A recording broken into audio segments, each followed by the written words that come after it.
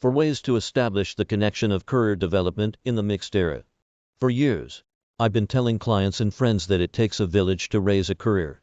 You need to build contacts across your industry, cultivate those relationships, and be as helpful to others as you want them to be to you. But in the pandemic era, your village has shrunk. Unsurprisingly, numerous studies show that with so many people working from home, we're interacting with fewer colleagues both inside our companies and at other businesses across our industries. Without going into an office each day, we're less likely to meet new people outside of our departments. And with numerous conferences being canceled, something happening all over again now. Due to the Omicron variant, the same goes for networking with people at companies we may want to work for someday. Even those people who choose to go to the office or attend in-person events when possible are still making fewer connections since many other people are staying home. To build your village in the hybrid era, you need to be organized and strategic. With fewer in-person opportunities such as water cooler conversations available, use LinkedIn connection requests, but do so wisely and judiciously. Find people whose career track records show they've worked their way up the ranks in your field, or in another field that interests you. Read posts or articles they've written. If they've posted videos of a speech they gave or a panel they were a part of, watch one. Note something interesting about it. Then reach out, simply saying you'd love to connect. Emails can work as well, but keep them brief and simple. Inside your company, use Slack or another internal messaging channel to reach out to people you haven't met yet. Say hello, and ask if it might be okay to hit them up for advice sometime. Don't take it personally if people don't respond. Many are overwhelmed or very busy. If you don't hear back from them, move on to someone else. As a rule, aim to make at least 10 quality new contacts every 3 months. This is my standard advice even outside of the pandemic, and it still applies now. Across a year, that's 40 new people you have in your corner.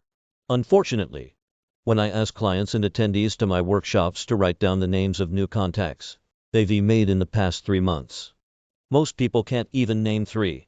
Many can't name 1. Make reaching out a part of your daily job. Aim to get 1 positive response by the end of each week. People are very busy, so most won't write back. That's Oklahoma.